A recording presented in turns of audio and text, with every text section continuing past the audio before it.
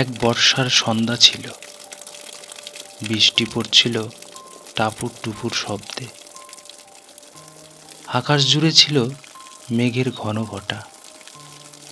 গ্রামের ছোট্ট বাড়িটার মধ্যে বসেছিলাম আমি, জানালার পাশে চায়ের কাপ নিয়ে। ঘরের ভিতর মৃদু আলো, বাইরে কেবল বৃষ্টির শব্দ। এমন সময় দরজায় একটানা টোকা পড়ল।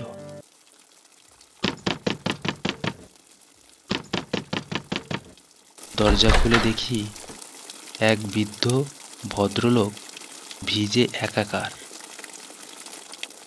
আপনি তো ভিজে একাকার, আসুন ভিতরে আসুন।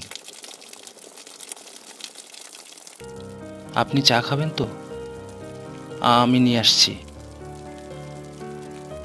ধীরে ধীরে তার জীবনের গল্প বলতে শুরু করলেন। আমার নাম রমেশ। এক সময় আমি বড় চাকরি করতাম শহরে।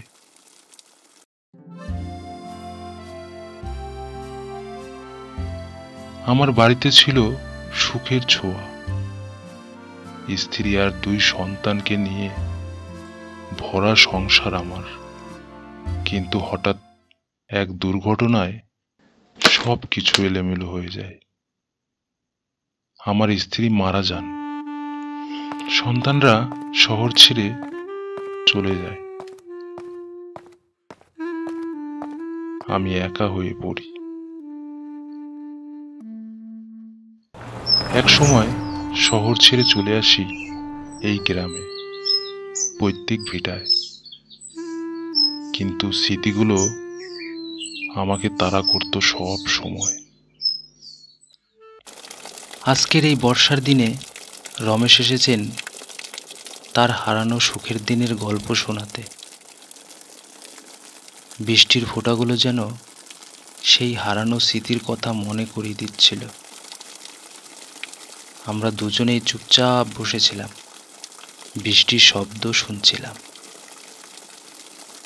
রমেশের চোখের কোণে পানি, হয়তো বৃষ্টির ফোঁটা নয়,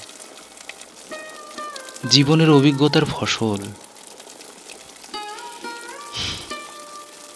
গল্পটা শুনে মনে হলো, জীবন যেমনই হোক না কেন, স্মৃতিগুলো সব সময় আমাদের সঙ্গেই থাকে, ঠিক এই বর্ষার বৃষ্টির মতো।